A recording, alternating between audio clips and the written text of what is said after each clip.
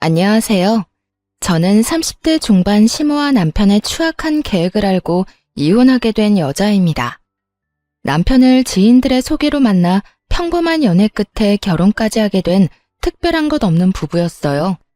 그런 저희가 이혼을 하게 된 건 결혼한 지 2년도 채 되지 않았던 때로 이유는 시모와 남편에게 있었죠.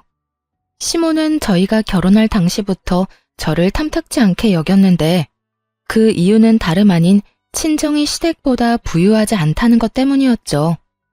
아직도 이해가 되지 않는 것이 시댁이 저희 친정을 무시하는 것만큼 큰 차이가 나는 것도 아니었는데도 불구하고 저를 못마땅해 하는 것을 숨기지 않으니 저도 사람인지라 결혼을 취소해버리고 싶을 지경이었어요. 나 아무래도 이 결혼 못하겠어.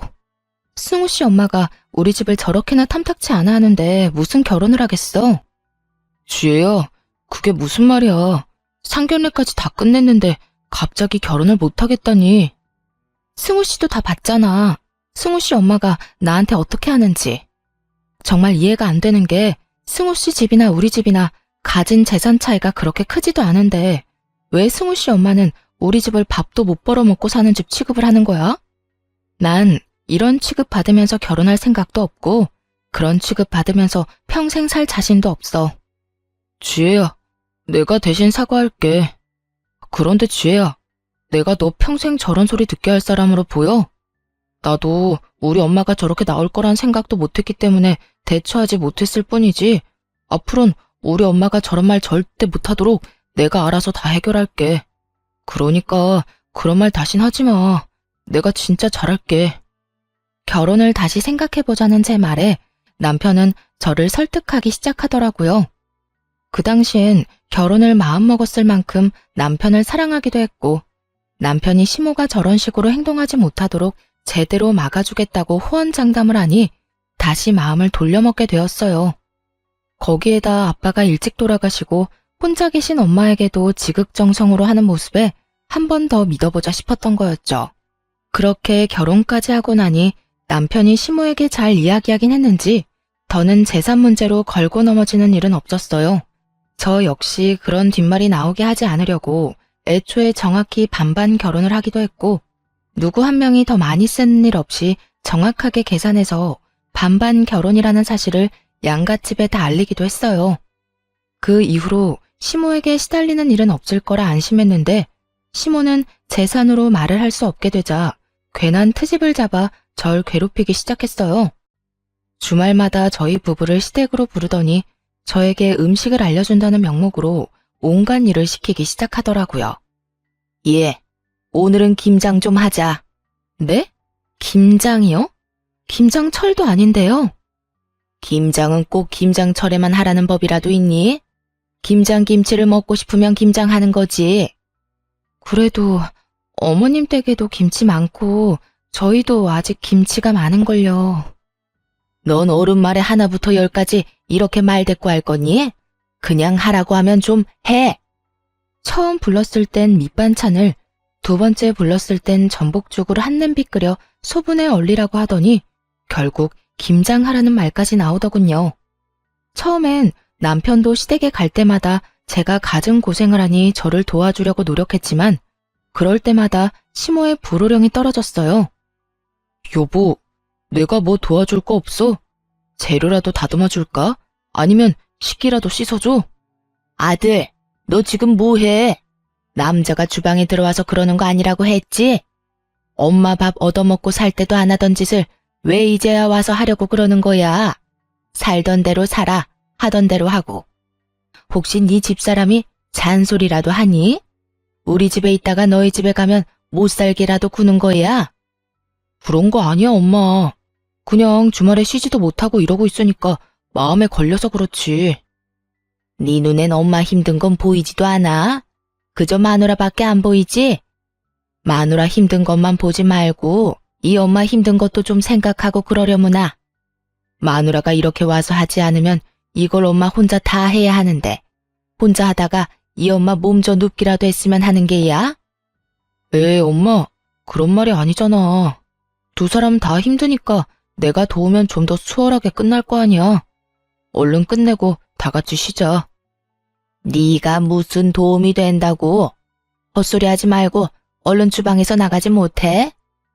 가자미 눈을 뜨고 시모가 고함을 질러대자 남편은 하는 수 없이 주방 밖으로 나가게 되었고 그 후론 가운데서 눈치만 살필 뿐 어떤 행동도 취하지 못했어요. 처음엔 그런 남편의 입장도 이해하려 했지만 제가 힘든 건 하나도 나아지지 않았어요. 남편도 돕고는 싶은데 시모가 뒷목 잡고 넘어가는 신용을 하니 어떻게 할 수 없던 남편도 답답함을 느끼더라고요. 그런데 그런 것도 한두 번이지. 점점 잔소리는 심해지고 주마다 와서 그런 짓을 하고 있자니 이해는커녕 아무 행동도 하지 못하고 있는 남편이 얄미워지더군요. 결국 남편과 전 시댁에 다녀오기만 하면 싸우기 시작했고 어느 순간부턴 그 싸움이 당연해지더라고요. 여보, 정말 어떻게 좀 해봐. 이게 뭐야? 내가 어머님 종노릇이나 하려고 결혼했어? 당신 결혼할 때 뭐라고 그랬어? 이런 일 없도록 중간에서 잘한다고 했잖아. 말은 바로 해.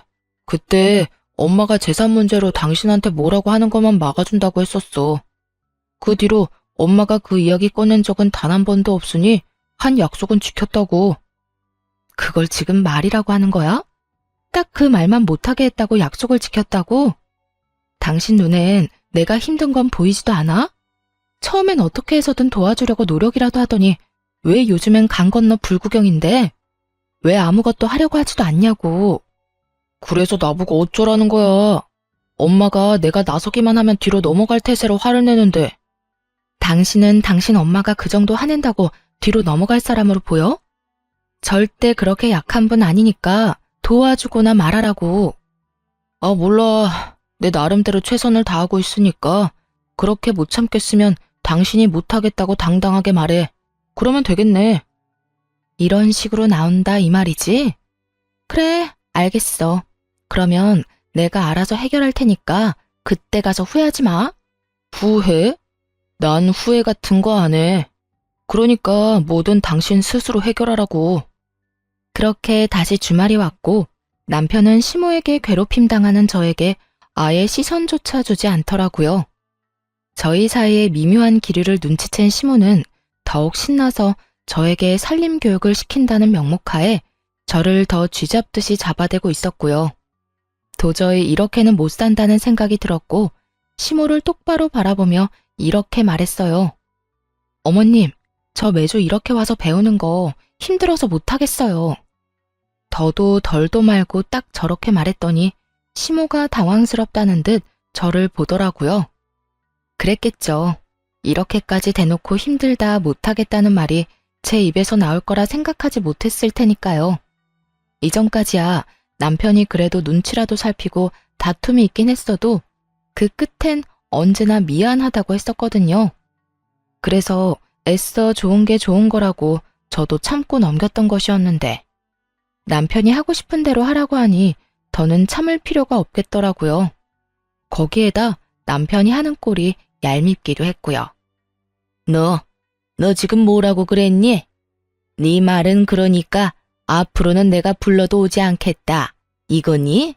네, 들으신 대로 앞으로는 특별한 날이 아니라면 오지 않으려고 해요. 저도 주말에는 좀 쉬어야 하고요. 체력이 남아돈다고 한들 주마다 여기 와서 체력 소모, 정신 소모하고 싶지 않아요. 사실 이때까지 스트레스가 이만저만이 아니었거든요. 스트레스가 쌓이다 보니 회사 일에도 지장이 있기도 했고요. 뭐야? 너 정말 버르장머리가 하늘을 찌르는구나. 어디 며느리가 시어미한테 온다 못 온다 말을 짓거려대는 거야. 시모의 입에선 결국 욕설들이 흘러나왔고 이상하게도 그런 시모가 보는데 겁이 나기는커녕 차라리 잘 됐다는 생각이 들더라고요. 이렇게 틀어진 이상 오늘부터 더는 이 빌어먹을 시집자리도 그보다 더 꼴보기 싫은 시모도 더 이상 보지 않아도 된다는 생각이 들었기 때문이었겠죠. 저는 이왕 저지른 김에 확실히 하자 싶은 생각에 하고 있던 모든 일을 내팽겨치며 말했습니다. 버르장머리가 없다고 생각해도 어쩔 수 없네요. 이왕 말이 나왔고 이미 먹을 욕은 다 먹은 것 같으니 당장 오늘부터 하지 않을게요. 시모는 제 말에 어이가 없다는 듯 저를 그저 보고만 있더군요. 그런 시무를 뒤로한 채 집에 갈 채비를 하고 있었어요. 너무나도 평온한 표정으로 가방을 집어들자 남편은 그제야 상황의 심각성을 깨닫고 어떻게 해서든 말리려고 달려들었죠. 여보, 왜 이래 갑자기? 당신 지금 너무 흥분했어. 일단 흥분을 좀 가라앉히고 생각을 좀 해보라고. 이대로 가면 앞으로 어쩌려고 그래? 당신 이대로 가면 앞으로 우리 엄마 어떻게 보려고. 그러지 말고 지금이라도 우리 엄마한테 사과해. 당신이 사과하는 신용이라도 하면 내가 옆에서 도울 테니까 지금 빨리 사과하라고. 내 말 못 들었어? 더는 힘들어서 이렇게는 못 살아. 그러니까 어머님 마음 상한 게 그렇게 걱정이 되면 당신이 사과하고 당신이 마음 풀어드려. 그러면 되잖아. 당신 진짜 그걸 말이라고 해? 지금 제정신 아니지? 미친 거지? 제발 정신 차려. 지금 정신 차려야 할 사람이 누군데? 왜 내가 사과를 해야 해? 잘못한 사람이 누군데? 아무 잘못도 없는 사람을 그저 며느리란 이유로 주말마다 불러서 못 살게 군 사람이 누군데 나한테 사과를 하라고 하냐고.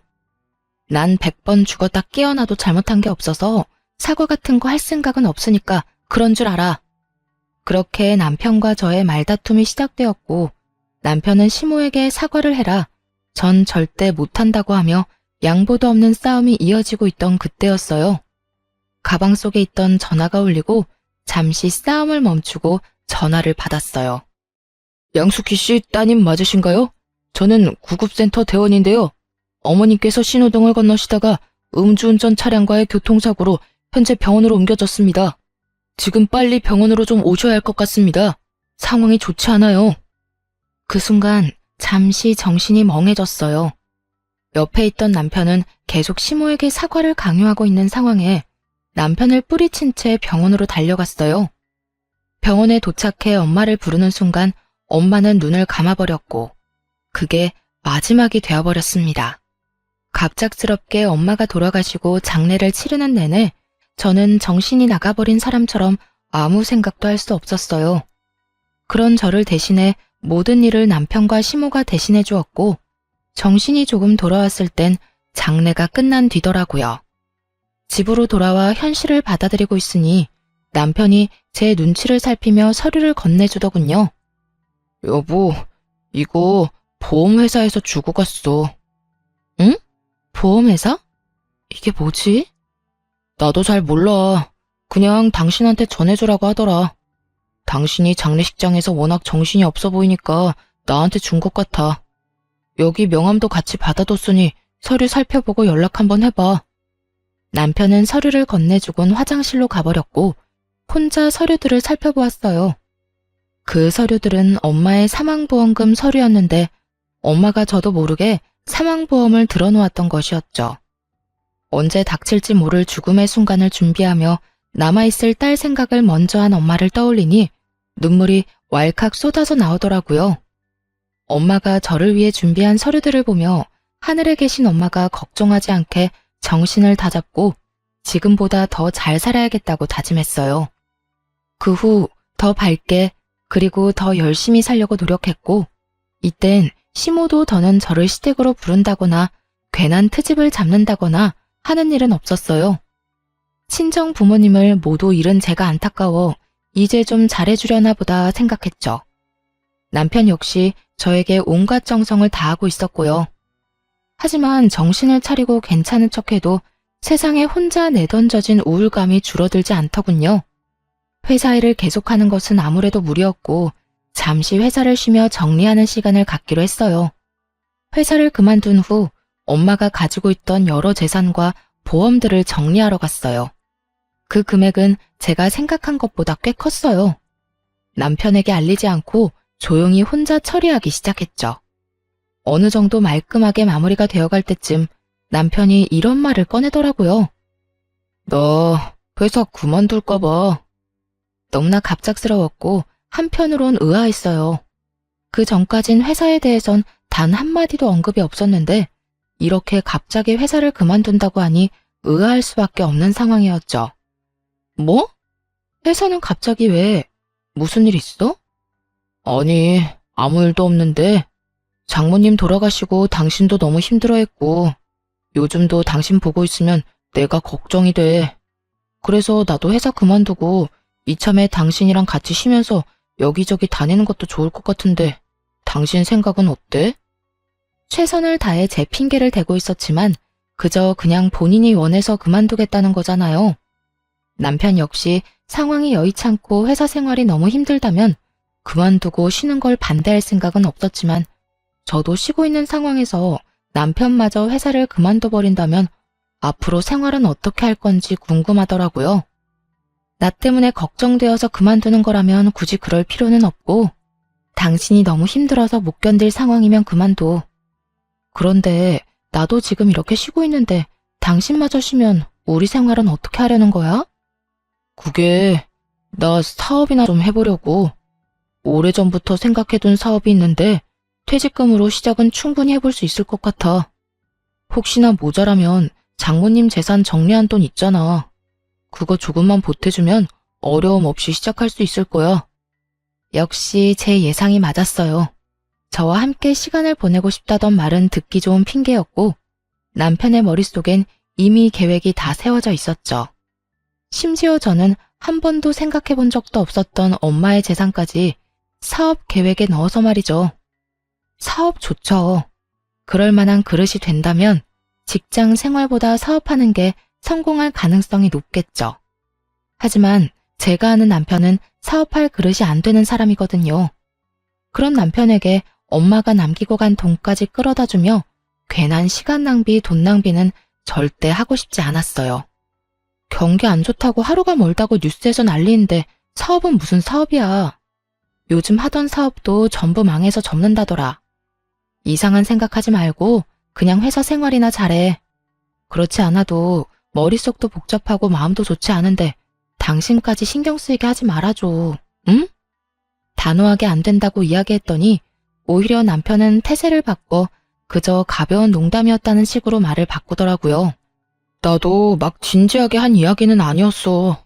그냥 혹시나 내가 회사를 그만두게 되면 나이도 있고 하니까 재취업보다는 사업을 하는 게 좋지 않을까 했던 거지. 그냥 가볍게 한 이야기니까 너무 기분 나빠하지 마.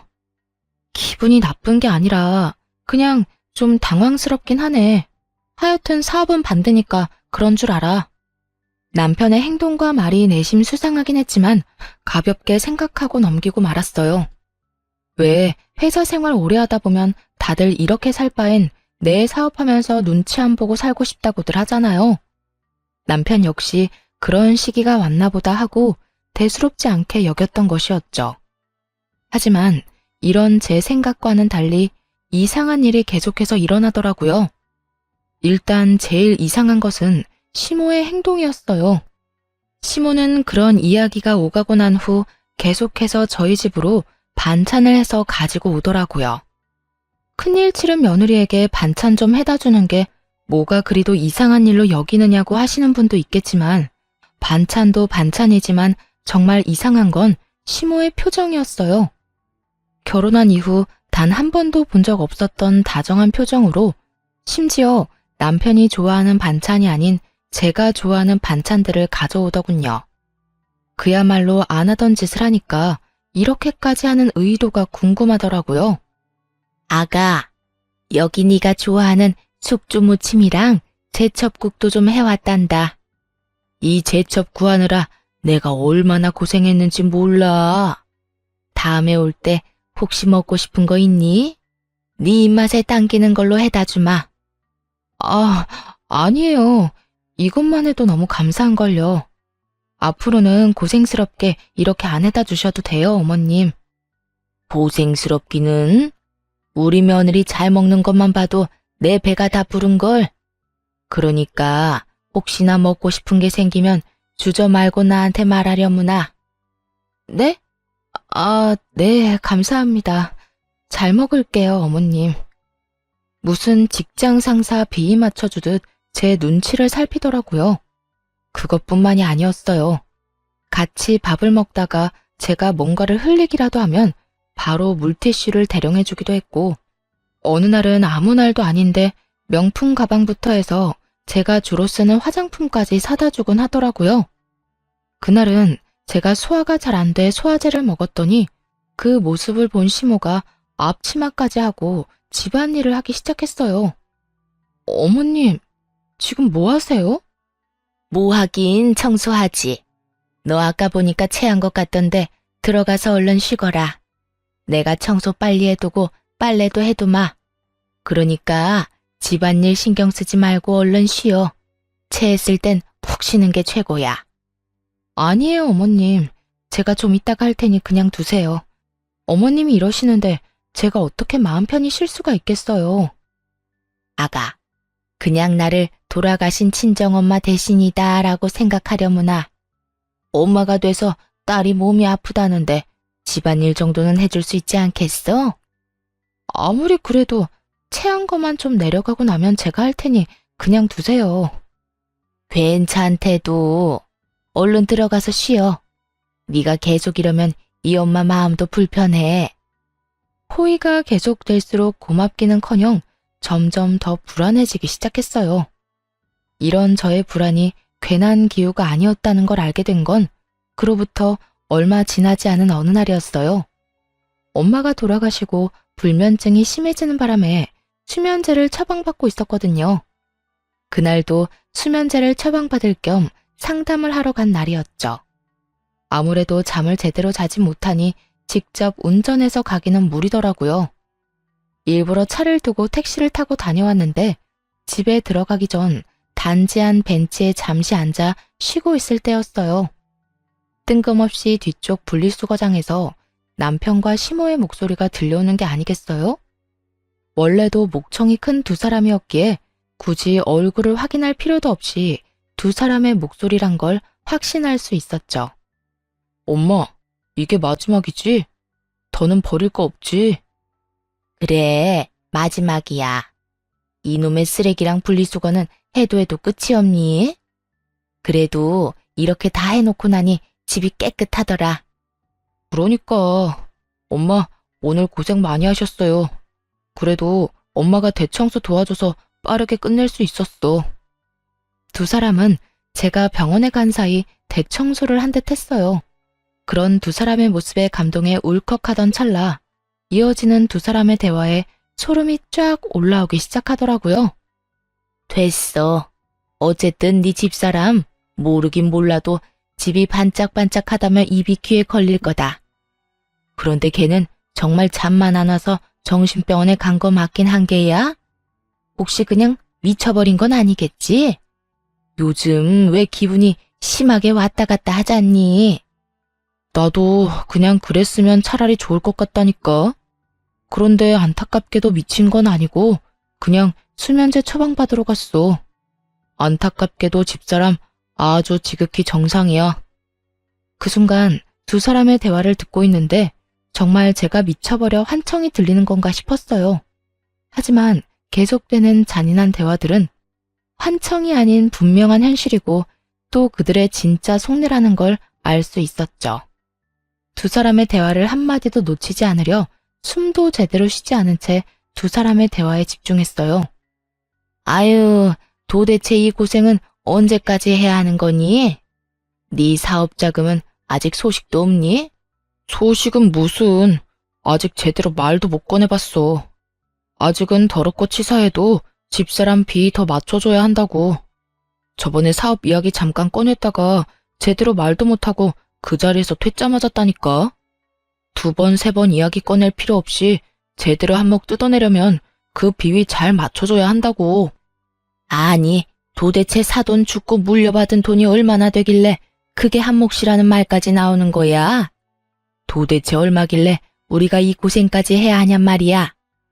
엄마, 가지고 있던 재산은 아무것도 아니야. 장모님이 글쎄 사망보험까지 들었더라니까. 그 보험금만 해도 꽤 된다고. 그러니까 엄마는 그냥 나 위한다고 생각하고 집사람한테 잘해줘. 남편이 정확한 금액을 대며 자랑하듯 말하자 화들짝 놀란 시모가 목소리까지 낮추며 말했어요. 그만큼이나 된다는 말이야? 그래, 알겠어. 우리 아들 위해서 이 엄마가 뭐든 해야지. 이 엄마만 믿어, 아들. 남편은 제가 한 번도 언급한 적 없었던 엄마의 재산 규모와 사망보험금까지 그 액수를 정확히 알고 있었어요. 그렇습니다. 남편은 몰래 제가 물려받을 재산을 조사했고 진작 사망보험금을 받는다는 사실도 알고 있었어요. 두 사람이 잘해주는 이유가 돈 때문이란 사실에 속이 쓰리더라고요. 저는 아무것도 모른 채 두 사람에게 속고 있었던 거였죠. 한참을 빛나는 꿈에 젖어있던 두 사람은 하하호호 웃으며 집으로 들어갔고 저는 넋이 나간 채 그저 멍하니 앉아있을 수밖에 없었어요. 엄마를 보낸 슬픔도 아직 마음속에 남아있는데 믿었던 남편까지 제 뒤로 저런 계획이나 세우고 있다니 내 옆에 믿을 사람 하나 없다는 이 현실에 너무 절망적이었어요. 속이 텅 비는 느낌에 눈물조차 나오지 않았고 그저 그 상황을 최대한 냉정하게 받아들이려고 노력했던 것 같아요. 그렇게 한참 생각을 정리한 끝에 저는 이혼은 물론이며 복수까지 결심하게 되었습니다. 본격적으로 시모와 남편에게 잘 보일 기회를 주기로 했고 남편은 물론이고 시모까지 마음먹고 부려먹기 시작했어요. 그렇게 제게 잘 보이고 싶다는데 마음껏 부려먹어줘야 제 복수는 물론이고 그들도 마음이 편하지 않겠어요? 어머님, 내일도 혹시 오실 건가요? 응, 너만 불편하지 않다면 이것저것 해서 오려고 하는데 혹시 너 내가 오는 거 불편하니? 아니요, 그런 게 아니라요. 요즘 저희 집에 자주 오시는데 힘들게 왔다 갔다 하지 마시고 그냥 주무시고 가시라고요. 그냥 저희 집에서 한동안 아예 지내셔도 되고요. 아예 시모와 함께 지내며 마음껏 부려먹기로 마음먹었고 이런 제 마음을 전혀 알지 못하는 시모는 제 말에 어린아이처럼 해맑게 웃으며 대답하더라고요. 정말? 정말 그래도 되니? 그렇지 않아도 여기랑 우리 집이랑 거리도 꽤 되는데 날마다 왔다 갔다 하기 힘들었는데 네가 그렇게 말해주면 나야 너무 좋지. 그러면 오늘부터 저희랑 그냥 지내시면서 집안일도 좀 도와주시고 저랑 말동무도 좀 해주세요. 그래, 집안일은 걱정도 하지 말려무나. 내가 날마다 마시는 것도 해주고 청소도 깨끗하게 해줄 테니. 시모는 앞으로 어떤 일이 펼쳐질지 상상도 못한 채 저에게 모든 걸 다 해주겠다며 호언장담을 하더군요. 그런 시모의 말을 지키게 해주기 위해 저는 어떻게 했냐면요.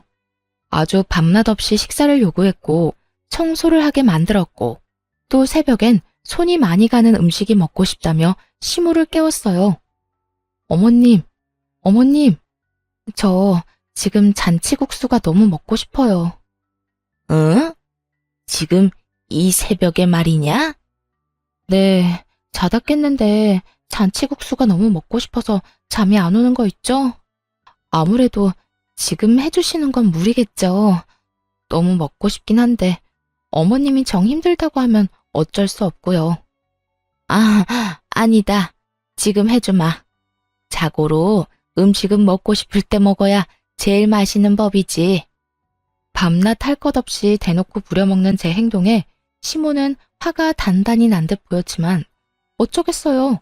아들의 사업 자금이 달린 문제인데 절대 포기하지 않더라고요. 그렇게 며칠 괴롭히고 나니 시모의 얼굴은 점점 더 썩어가고 있었고 시모가 폭발할 타이밍에 맞춰 남편 사업 자금에 대해 말을 꺼냈어요. 여보, 요즘 회사 생활 어때? 힘든 건 없어? 회사? 회사야 늘 힘들지. 당신도 잘 알 거 아냐. 잘해도 욕먹고 못하면 더 욕먹는 게 회사 일이라는 거. 그런데 갑자기 그건 왜 묻는 거야? 그게 저번에 왜 당신이 사업 이야기 꺼냈었잖아. 그때 내가 단칼에 안 된다고 한 게 마음에 자꾸 걸리더라고. 당신도 당신대로 힘들고 한참 생각해보고 그런 말을 꺼냈을 텐데 내 입장만 생각하고 거절부터 한 것 같아서 미안하기도 했고 말이야. 그래서 하는 말인데 아직도 사업 생각이 있는 거야? 최대한 미안하다는 표정을 지어 보이며 남편에게 사업 이야기를 꺼내자 기다렸다는 듯이 숨도 쉬지 않고 말하더군요. 그럼 당연히 사업 생각 있지. 그때 당신한테 말을 못했는데 사실 구체적으로도 계획을 다 세워놨어. 당신이 금전적으로 좀 도와주기만 하면 바로 시작해도 될 정도라니까. 그래? 계획서 있으면 나 좀 보여줘. 보고 괜찮으면 투자 좀 하든가 할게. 정말? 정말이지. 내가 조금 있다가 당신 보기 편하게 정리해서 보여줄 테니까 당신은 잘 보고 투자해 주기만 해. 그러면 내가 정말 열심히 일해서 호강이란 호강은 다 시켜줄 테니까. 전 그저 투자할 생각이 있다고만 했을 뿐인데 남편은 이미 투자받은 사람처럼 다음날 바로 사표를 쓰고 와서는 본격적으로 사업을 준비하기 시작하더군요. 저는 최고의 타이밍을 잡아 이혼을 통보할 때를 기다리고 있었어요. 두 사람이 외출한 사이 보이지 않는 곳에 홈 CCTV를 설치해 시모와 남편의 추악한 계획을 뒷받침할 증거도 확보해 놓기로 했어요. 그렇게 차근차근 통쾌한 복수극을 준비하는 사이 남편은 우선 퇴직금을 쏟아붓더군요. 대책이라고는 오직 제 투자금뿐인 상황에서 일은 일대로 벌이는데 더는 발 빼지 못하는 상황이 되고 있었죠.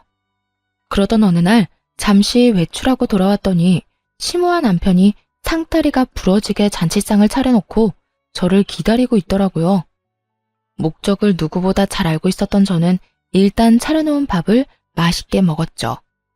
식사가 끝나고 나니 남편이 돈 이야기를 꺼내기 시작했어요. 저기 여보, 그때 말했던 투자금 언제 해줄 거야? 아, 투자금. 일단 이거 뒷정리부터 하고 이야기 나누면 안 될까? 이렇게 엉망진창을 만들어 놓고 무슨 돈 이야기를 해.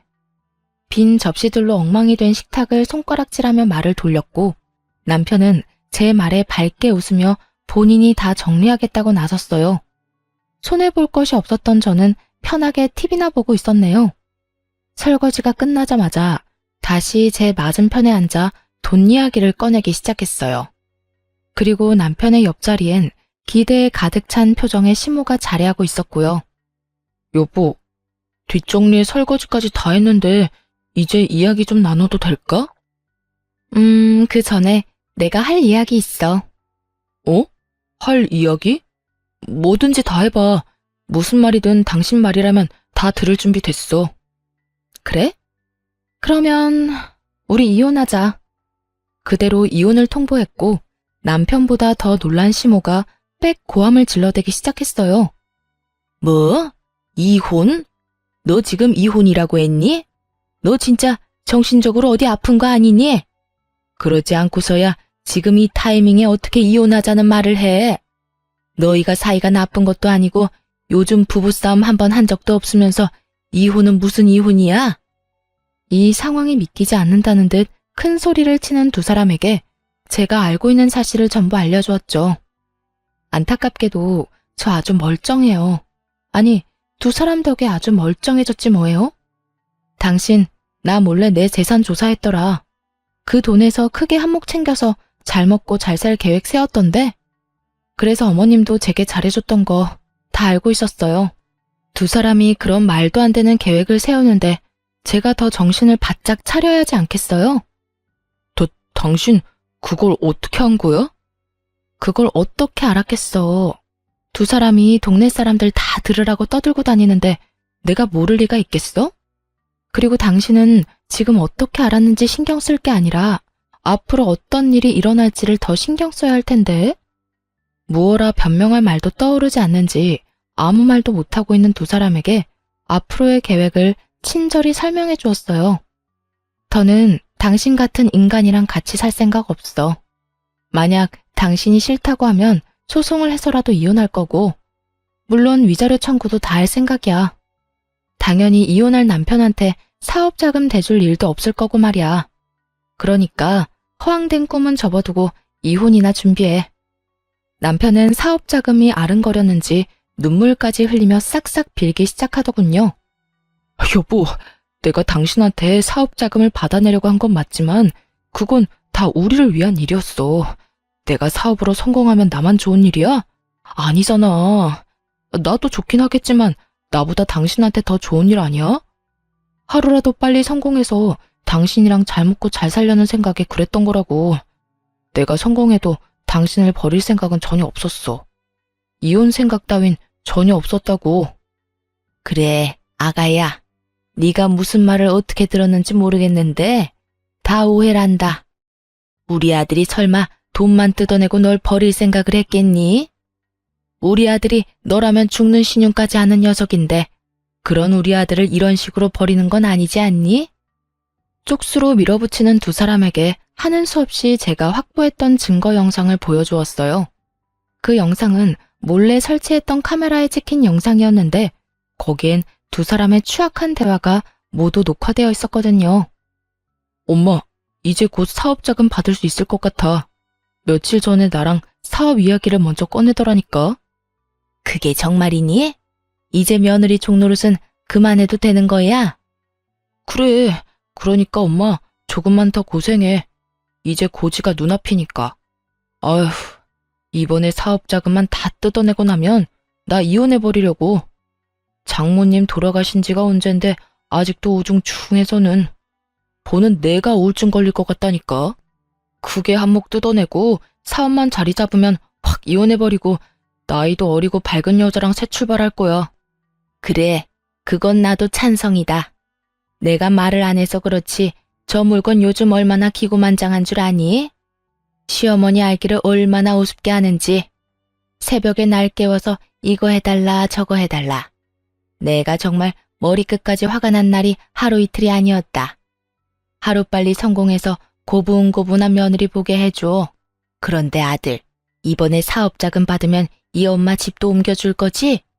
지금 집도 좋긴 한데 엄마 더 큰 집에서 살고 싶어. 당연하지. 내가 집만 옮겨주겠어? 사업 성공만 하면 엄마가 해달라는 거 다 해줄게. 정말이야? 역시 우리 아들. 이 엄마는 우리 아들 때문에 살아. 어찌되었든 그 물건 눈에 거슬리는 짓은 하지도 말자꾸나. 당연하지. 우리 조금만 더 참자.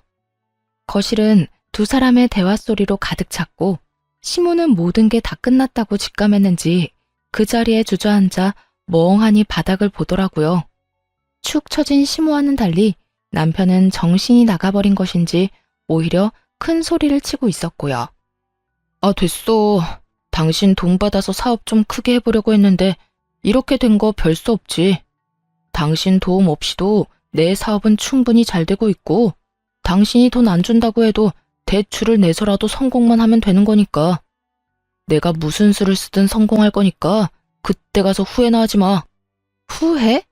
후회 같은 소리 한다. 그런 말이 하고 싶거든. 사업이나 성공하고 그런 말을 해. 당신이 하고 있는 그 일이 진심 성공할 수 있을 거라고 생각해? 왜? 못할 것 같아? 당신이 뭘 알기나 해? 사업의 사자도 모르는 당신이 그런 말하면 내가 뭐 겁이라도 낼까 봐? 왜? 돈 좀 있다고 사람 막 무시해도 된다고 생각하는가 봐. 무시할 만하니까 무시하는 거야. 뭐 당신 돈 가지고 당신이 어떻게 하든 내가 상관할 바는 아니지. 어차피 이혼할 건데 뭐. 어찌되었든 그 사업 잘 돼서 나처럼 우울한 여자 말고 젊고 밝은 여자랑 백년해로 하길 바랄게. 당신이 그렇게 말하지 않아도 그럴 거거든? 말이 나왔으니까 하는 말인데 당신 정말 우울해서 나도 이혼하고 싶었다고. 돈 받아낼 때까지 참고 살려고 했더니 이렇게 먼저 이혼해달라고 해서 고맙네. 그렇게 고마우면 위자료나 잘 준비해놔.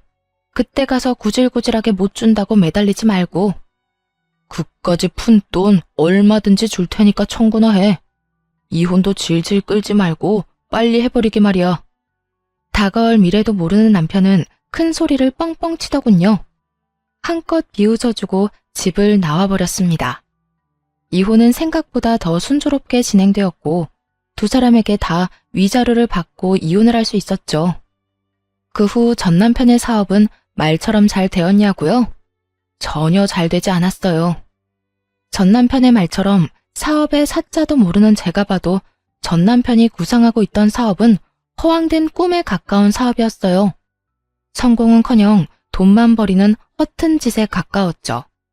그렇게 퇴직급뿐만 아니라 대출까지 내서 진행했던 사업을 최단 기간 시원하게 말아먹은 전 남편은 거기에서 포기하지 않고 또 사업을 한다고 시모 집까지 팔았다고 하더라고요. 그야말로 지독한 사업병에 걸려버린 거였죠. 하지만 사업에 관한 그 어떤 지식도 노하우도 없던 전 남편이 돈만 끌어다 붓는다고 한들 그 사업이 성공할 리는 없었죠. 끝끝내 여기저기 돈을 빌리고 다닌다는 소문을 들을 수 있었어요. 그리고 저에게 연락이 왔더라고요. 돈을 빌려달라고 말이죠. 정말 염치 없는 말인 거 잘 알고 있는데 혹시 나 돈 좀 빌려주면 안 될까? 내가 정말 사정이 너무 급해서 그래. 설마 했는데 돈을 구걸하는 연락을 하다니 정말 갈 때까지 갔구나 하는 생각이 들었어요. 전화 걸 때 누구한테 거는 전화인지는 똑바로 확인은 한 거지? 나 네 전 부인이야. 그냥 그저 아는 지인이 아니라고. 알고 있어. 내가 오죽 급했으면 당신한테 이런 연락을 했겠어? 나도 내가 얼마나 지금 한심하게 보일지는 잘 아는데 정말 너무 급해서 그래. 그러니까 나 돈 좀 빌려주라. 당신 나하고 우리 엄마한테 받은 위자료도 있고 장모님한테 물려받은 재산에다가 사망보험금도 있잖아. 너 진짜 제정신 아니구나? 내가 다른 돈도 아니고 우리 엄마 목숨값으로 널 도울 것 같아? 그리고 다른 돈도 똑같아. 너랑 네 엄마한테 받은 위자료는 말 그대로 네가 나한테 준 상처에 대한 대가인데 그 돈을 널 왜 주겠어? 너한테 10원짜리 한 푼 못 주니까 이딴 구걸 하지도 마. 여보, 그러지 말고 조금만, 아주 조금만 빌려주면 돼. 일단 급한 불은 꺼야 할 거 아니야. 이미 이리저리 빌려서 사업은 시작했는데 돈이 조금 모자라서 이때껏 투자했던 돈까지 다 날릴 상황이어서 그래. 그러니까 당신이 조금만, 아주 조금만 좀 빌려주라. 구걸이라고 하든 거지라고 하든 쌍욕을 해도 좋으니 돈만 좀 빌려줘. 야, 제발 정신 좀 차려라. 그릇도 안 되는 게 사업한다고 부모 집까지 다 날려먹었으면 지나가던 똥개도 정신 차리고 사업은 꿈도 안 꾸겠어. 한때 너랑 사랑이란 걸 했던 사람이라서 해주는 이야기인데 그렇게 살다가 새고랑 차는 건 시간 문제야. 그러니까 제발 정신 좀 차리고 다신 연락하지 마. 그대로 전화를 끊어버렸고 그 뒤로도 계속해서 연락이 오길래 아예 번호를 차단해버렸어요. 그 후 들리는 소문으로 전 시모는 여전히 사업병에 걸린 아들이 진 빚을 갚아내느라 식당 일을 하며 고된 노후를 보내고 있다더군요. 그러면 뭐해요? 밑 빠진 독에 물 붓게 아니겠어요? 그 소식을 마지막으로 인연을 끊어낼 수 있었습니다. 그 후 저는 회사 복직을 미루고 재충전의 시간을 보내고 있어요. 요즘은 이리저리 발길 닿는 대로 여행을 다니기도 하고 그렇게 다니다 마음에 드는 곳이 있으면 오래 머무르기도 하며 심적인 안정을 되찾고 있어요. 친정엄마의 갑작스러운 사고와 연달아 일어난 이혼 때문에 힘든 시간을 보낸 건 사실이지만 요즘은 수면제 없이도 잘 잘 만큼 많이 안정된 시간을 보내고 있습니다. 아마 이곳저곳을 다닌 게 많은 도움이 된 듯해요. 회사에서도 이런 제 상태를 이해해 주신 덕분에 올해까지는 마음 놓고 푹 쉬고 내년에 복직할 예정이에요. 다시 일개미로 돌아가기 전 부지런히 여행을 다녀보려고요. 이혼할 당시 힘들었던 이유는 주변에 어떻게 해서든 돈 한 푼이라도 뺏으려는 사람만 있다는 사실이 저를 너무나도 힘들게 만들었어요. 어떨 땐 제가 살아온 삶을 부정하는 기분이 들기도 했고요. 하지만 이혼하고 여행도 하고 또 새로운 사람들을 만나고 그렇게 하나둘 인연을 쌓다 보니 저를 많이 사랑해주고 아껴주는 사람이 있다는 걸 알게 되었네요. 더 이상 인간관계에 힘들어하지도 말고 어제보다 오늘을 더 열심히 살아야겠다는 생각이 들더라고요. 그래서 결론은 지금 참 행복하다는 거예요. 사람들을 많이 만나기도 하고 그런 좋은 사람들과 많이 웃기도 하며 함께 즐거운 시간을 보내고 있어요. 앞으로도 지금처럼 많이 웃고 제 삶에 만족하는 시간을 보내며 행복하게 잘 살아가 보려고 합니다. 이로써 저의 긴 이야기도 끝이 났네요. 다들 어떠셨을까요? 긴 이야기가 지루하진 않으셨을지 걱정스럽기도 하네요. 지금까지 함께 해주셔서 정말 감사하며 늘 행복하시길 바라겠습니다.